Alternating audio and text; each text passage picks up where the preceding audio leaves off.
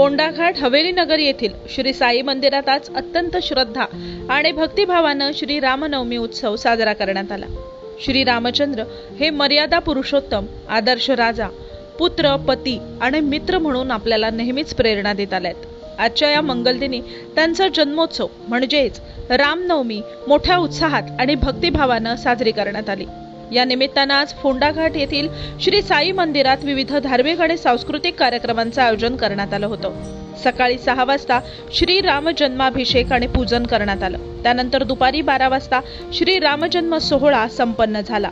यावेळी गावातील महिलांनी पाळणा गीत म्हणत श्री रामरायांना पाळण्यात घातलं। सकाळपासूनच आरती तसंच पारायण वाचन सुरू करण्यात आलं। सर्व भाविक बांधवांसाठी दुपारी महाप्रसादाची व्यवस्था करण्यात आली होती, तर सायंकाळी सांस्कृतिक कार्यक्रमांचे आयोजन करण्यात आलं होतं।